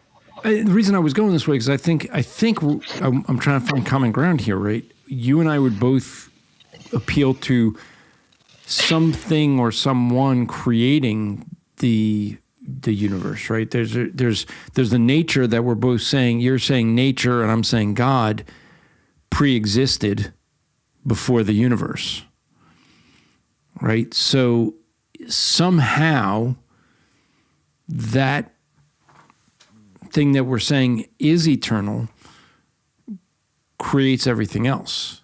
Now, I think where the difference would be is, as a Christian, we're saying that it's God who has a mind versus nature that doesn't have a mind. It just is. And so it's, right, Occam's razor, the simplest argument. It's easier to accept that a mind that's thinking would create things versus nothing. I would take Occam's razor the other way, but we may agree to disagree on that fact. Just because I would say that we both agree nature exists. I think that's from an Occam's razor standpoint, that's not controversial. I think saying if there was something, and I think we know of, regardless of how old you think the universe or the world is, we know that, I think we would both agree that nature existed before humans did, before the minds that we are now associating with creative powers. So as far as we know from a direct, scientific standpoint, stuff came first in at least our lineage. Whether you think God stepped in and then created minds, whatever, even in that story, nature was there. You would say, oh, well, God was the mind at the beginning, but like Earth is older than humanity. I think it's maybe a simple way to say it. And so positing an eternal nature, I think, is more parsimonious, meaning simpler from an Occam's razor standpoint. It makes fewer assumptions. It multiplies entities less, meaning it posits less things that need further explanation. Maybe. Like we've said, there's plenty of mysteries about it. I just don't think it's simpler to say there was an unlimited, all-powerful, immaterial mind floating in timeless space that had the ability and intention to create the universe as it is. It's simpler to believe that nothing created everything, that there's no mind. But I would also argue... It's not nothing. It's that nature in some state is necessary and has always existed. But it doesn't create things, right? It doesn't have a mind, so it's not purpose. But things could emerge in different ways. Snowflakes come out of thunderstorms. Because God created it. Well, because that's what physics does with frozen water and wind. I just say that to say there are constraints from physics that if you have energy in some form, things can. If you have quantum fields, things can, in theory, arise from that. But I think what I would just resist is that because I'm a naturalist, I need a scientific explanation for my view, and because you're a theist, you can keep a theological or metaphysical explanation. I think if we're going to talk metaphysics, I can offer a metaphysics explanation and say, I don't know the scientific answers, and you can posit a metaphysics answer and say that you don't know the science of how God created the universe, right? Yes, So it would be an inappropriate question, I think, for me to ask on that, if that makes sense. I know the science that we have the scientific method that when we do experiments, you have to have someone who does the experiment and observes it and records it, and we have that in Genesis 1. Right? God was the only one that was there, and he wrote it down, right? Colossians 1, you had said earlier, what holds everything together? Well, Colossians 1 says that God does, right? He holds all things together, holds everything in place. And, but I think where it comes down to really is we end up getting to a point of we're going to agree the universe exists. That's no brainer. This was the thing Darwin didn't do in his book, The Origin of Man, is describe the origin of man. He describes he's arguing that he's going to describe life, the origin of life, but he doesn't. He talks about everything after life. I guess the thing becomes the question of where does life itself come from, right? You and I have a self-consciousness. We don't see that in rocks or flowers or animals. I mean, you can see animals that will do what they're instinctively going to do, but you don't see them set up a council or a courtroom type scene and deliberate things like forgiveness or mercy, right? That's unique to the human kind. Sure. So where in your mind or your thinking, I mean, how did life come from non-life? Now, to be clear, are you asking me a metaphysics question or a science question? Well, if I ask it as a science question, you're going to say, I don't know. So I'm going to say, do you know the science answer to that question? So we'll assume you're asking a metaphysics question, which I'll say. I would argue, if you're going to ask me the science, I'm going to argue we wouldn't have the ability to know because it's something God did. I would argue that's what he did special with human beings because he created us where we have certain attributes that God has that animals don't, that we pass on to our lineage, to our different generations. Mm-hmm. Yeah, so I would say the metaphysics answer, my sort of worldview answer broadly would be that life is an expression of the nature of reality. I think not to keep doing this like parody game, but I think, you believe, to borrow a phrase, we are created in the image of nature. You believe God has innate necessary features and that the way the world is, the way that we are consequences of that. And I think I would say something similar about nature, that coherence. And I think there's more to say about that, even using science. I'm not about dodging science. I just try to sort of be a stickler on comparing apples to apples and worldview stuff. But even, we've talked about quantum mechanics, and I think one thing we do see in quantum mechanics is some amount of seeming randomness, right? And what is even physical reality and time and space, and there's some of these categories seem to really break down. But as we come up that scale of nature, we get as coherence builds, right? The subatomic particles join together or break apart, and then they make atomic particles, and then they make molecules, and they make cells. As you move up, those levels of coherence constrain the randomness, they constrain the probability down, and things become stable.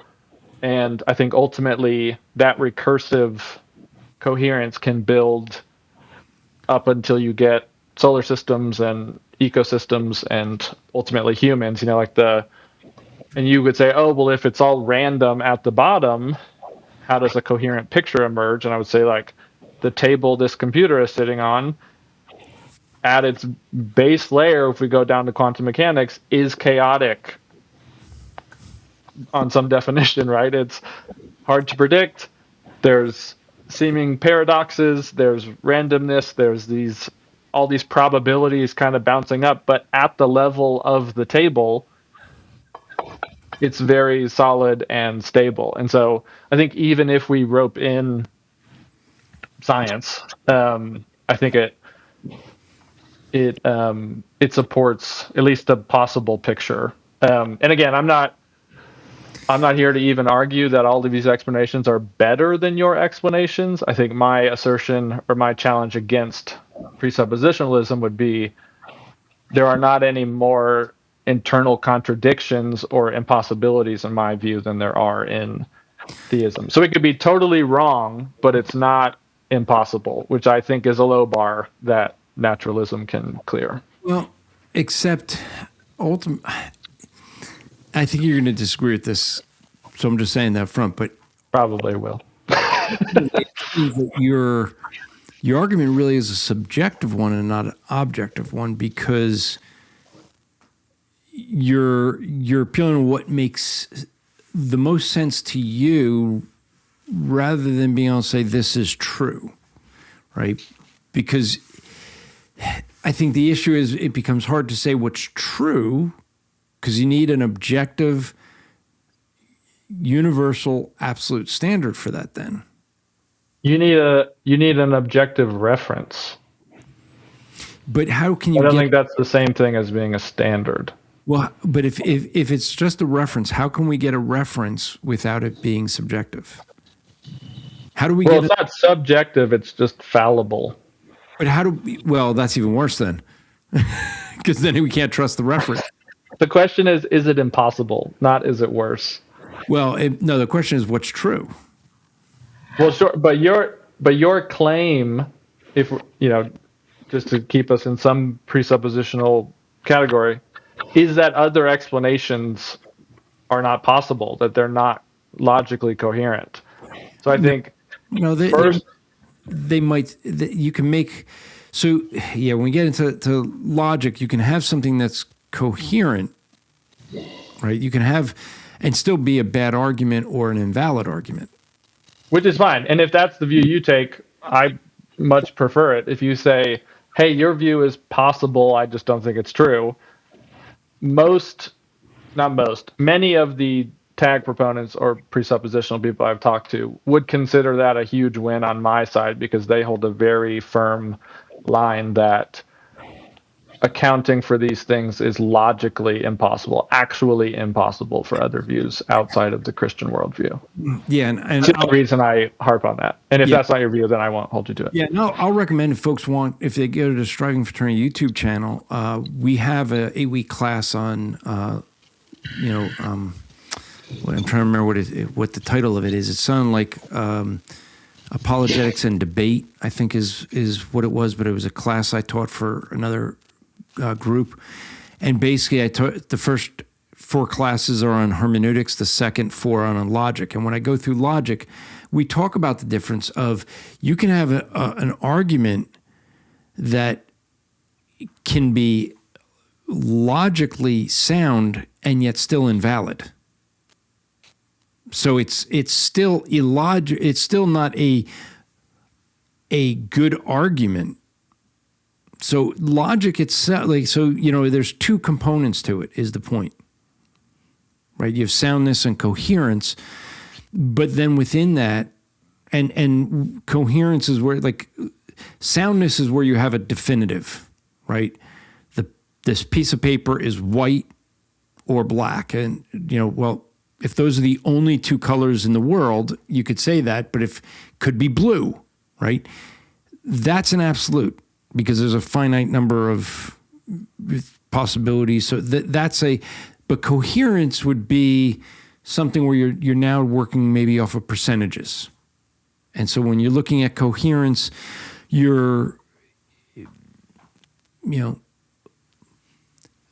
most, I'm trying to think, most Americans carry U.S. dollars. Well, yeah, that's probably true, right? Percentage-wise.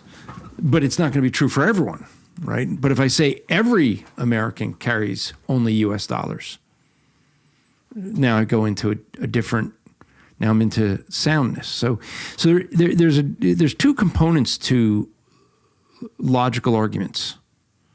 And so I can concede that you can construct an argument that is logically coherent, but still not sound. Well, I'm happy to hear you say that, because I've been told many times I cannot do that. So at least on this show, I have cleared that bar. Well, or at least canon principle. Yeah. Well, I mean, the thing being is, I would say, like in this, you can construct something where logically it fits the definitions for logic, for that, but it's not sound because the standard is depending on, like, what I'm seeing is like your argument for nature is depending on nature, so it becomes circular. That then becomes a problem. Right. So my whole thing is going to be, you need the basis, you need a standard for logic to be true. Right. I would argue you don't have that. You would argue you do. Right. I would argue I have it in the same way you have it, which is a more specific claim. But I think one thing falls to this dichotomy, just if I could speak back to your point about that being subjective. There seems to be this dichotomy often put forward that it's either a quote-unquote absolute authority. From my view on the outside, I think sometimes theists have a bit of an obsession with this idea of like ultimate authority and absolute standards, because that's how their worldview works from the top down in that sense. The dichotomy is not, it's either an ultimate absolute quote unquote authority, active authority, something imposing or sustaining or grounding whatever thing it is we're talking about, or it's quote unquote subjective, or it's like totally up to me, I just make it up, it's just about my opinions. Those are definitely not the only two possibilities. I think there are plenty of things in my worldview. There are states of affairs. There are things that are true that are not up to me. I'm not you can see in the comments a lot of those, like, by whose standard, by what's whatever. Those are not gotcha questions. Like, even in something like ethics, like I believe there are things like objective moral judgments that are not just about, it doesn't appeal to an ultimate authority like a god, but it isn't up to an individual's,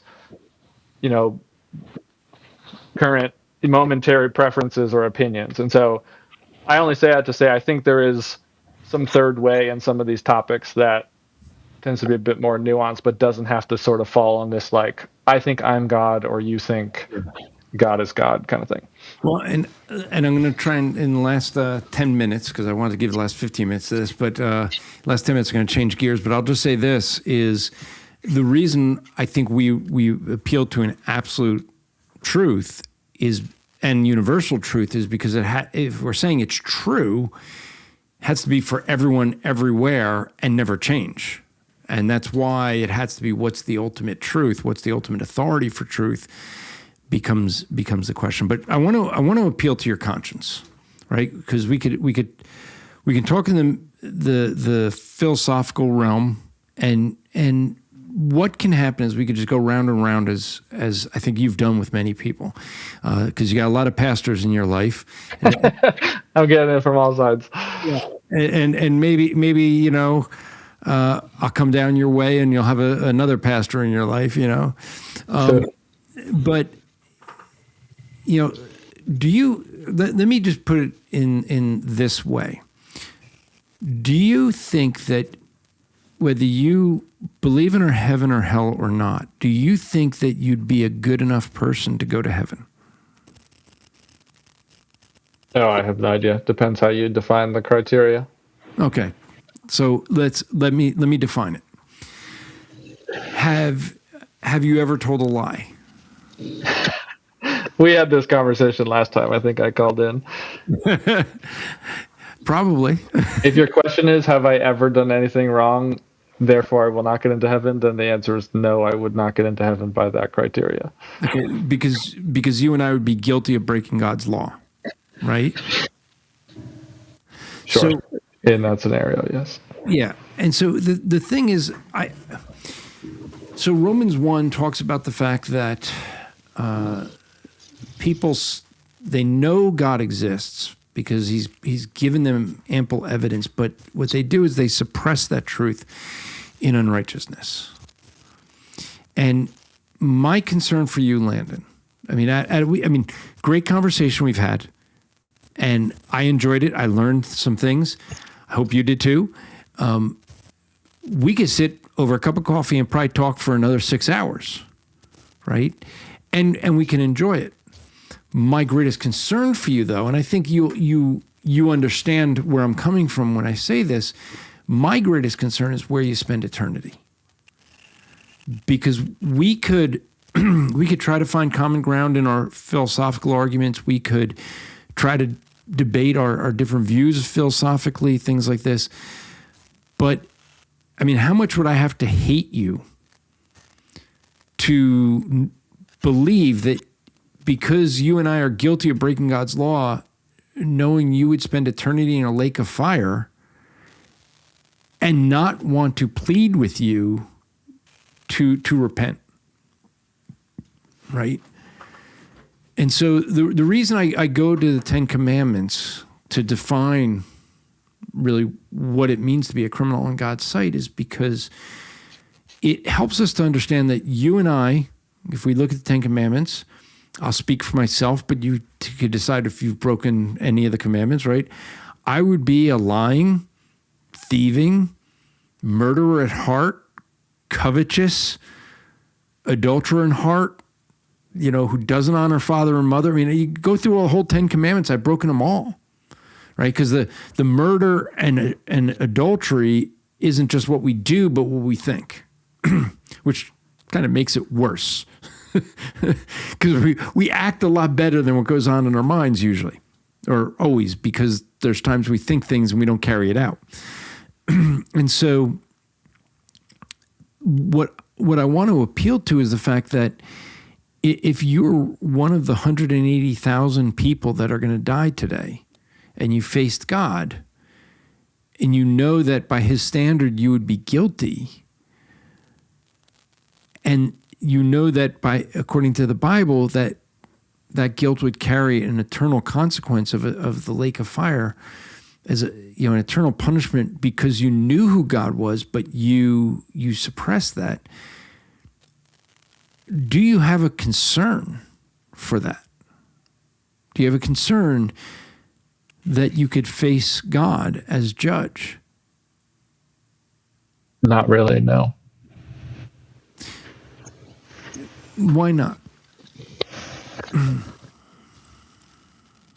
There's a lot of reasons. I guess the simple one would be I just genuinely do not think there's a good reason to think that's the case. If it were the case, hypothetically, I think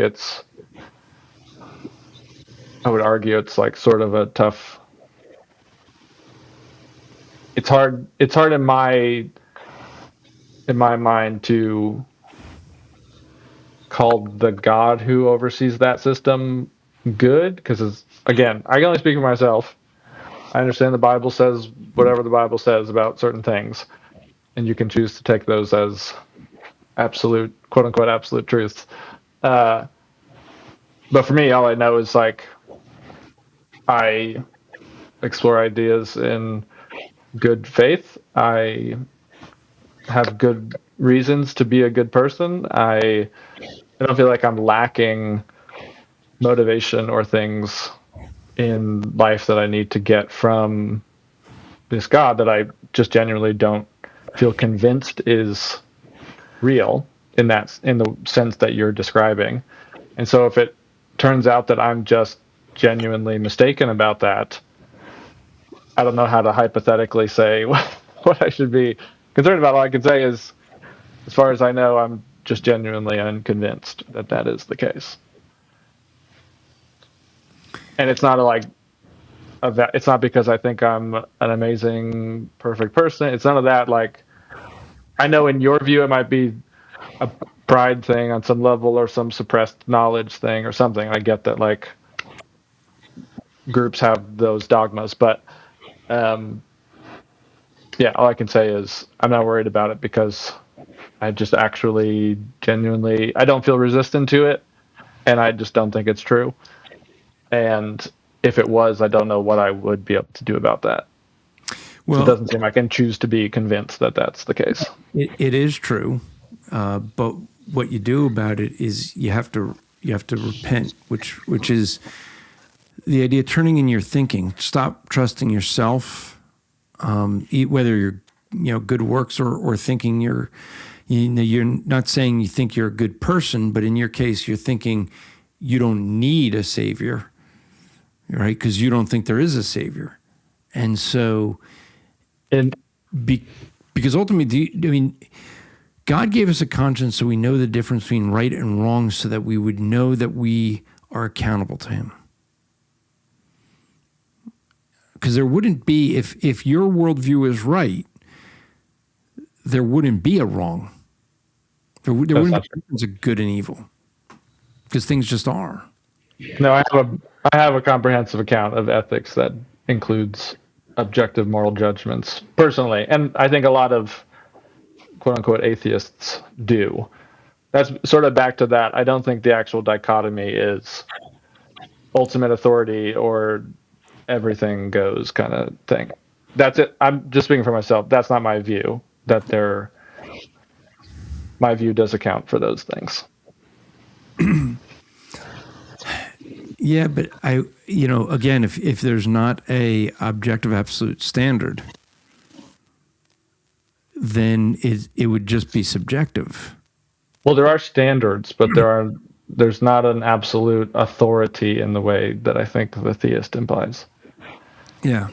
And so, my greatest concern for you, Landon, is really comes down to where you spend eternity. Like I said, we could sit and go back and forth, but and I know that last time you were on, and his name just escaped me. George. I wanted to say Ben, and I knew that was wrong.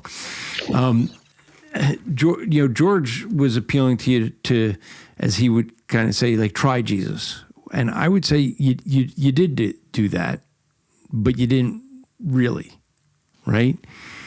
Says you.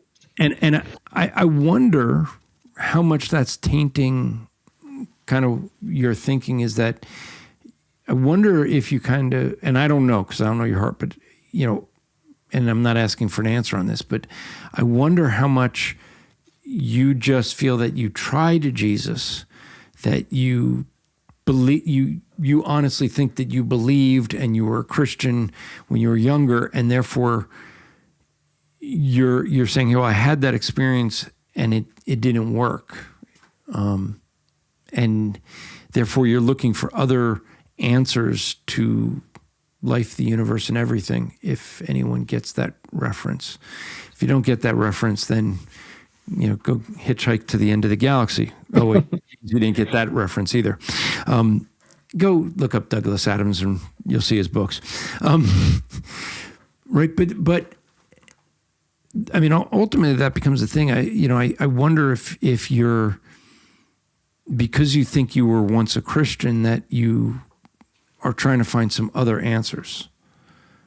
And what I would challenge you is to really read through the scriptures and instead of trying to disprove it, but look through the scriptures to see that it's true, and so that you can have eternal life. That would be my greatest concern. I'm going to ask the audience for folks to be praying for Landon, because obviously we would believe that you need Christ. So, yeah, I appreciate that. I know that comes from a good place, and I appreciate that sentiment. Yeah, I was just going to say, I assume we're closing here. If anyone, I know there's been a lot of comments going. I'm more than happy. I just want to say to anyone in the comments, I'm more than happy to have these conversations. If I've said things that you think are absolutely insane and you would like to say that to me directly or ask me a question or whatever, YouTube is probably the best place. Just in the comments on this video on YouTube, I'm happy to chat with people. I know there's like questions here about morals and objective standards and this and that. If anyone's actually interested, I would love to have conversations. So feel free to just drop a comment, or I'll drop a comment under the video and people can say hi. I'm an open invitation. well, there you go. So hopefully some folks will take you up on that. And, you know, if I'm coming through your way, we'll grab a cup of coffee and talk for 6 hours or so. Please do. It's a wonderful place. Yeah. So let me just say I do want to put up one comment from way earlier because it's going to come into play here.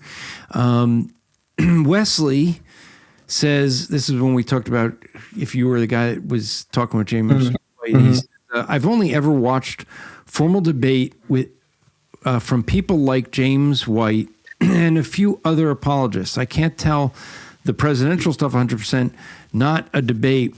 It's a shouting match. Well, Wesley, I believe that there is another person you've watched other than James White do a debate, and that would be on this channel twice, and that person would be your father.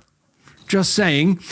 But I bring that up for this reason. Next week there will be no show because it is my anniversary. Happy anniversary. Thank you. My 25-year-old bride and I will be celebrating our 32nd wedding anniversary. If you guys have a problem with that math, you're either not married or very dumb. You must not know the ultimate standard. That's right. In this case, the wife is not 25, okay? However, so no show next week because I'm going to take my bride out for our anniversary. But on the 21st of May, Wesley has a debate. Now, it was one that was planned before, but his opponent had to change. Wesley and his fellow debater, they are both high school students. But Wesley, the debate is going to be on capital punishment. And so basically these are two young men that are looking to hone their skills as debaters. And so they picked a topic and wanted to do a formal debate. And that's one of the things we do here on the show. And so on the 21st, I encourage you guys to come in, maybe invite some friends, because what'll be helpful is to go through and be able to get some questions from you in the audience for them. Because, yes, these guys are friends, and I don't know if they're going to talk through their arguments ahead of time or not and maybe well-versed on their arguments.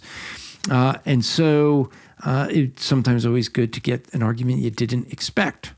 Now, I hope that Landon will come back and watch on the 28th. I'm going to tell you why, Landon, because this was a surprise to me this past, well, I guess it was last week. For folks who remember, I was in Dallas and I did a debate with an atheist, Bill Cluck. And Bill is a professing atheist who does a book club with a Christian friend of his, and it's the Atheist Christian Book Club. He leads it as the atheist, and Bill and his friend James is the Christian. And if you go back on these shows, you see that I had both of them on at one point. And, you may have remembered that toward the end, Bill got up and walked out. And, his girlfriend said that was very unusual for him, although he did say he was doing it for dramatics. However, Bill informed me that he's a theist.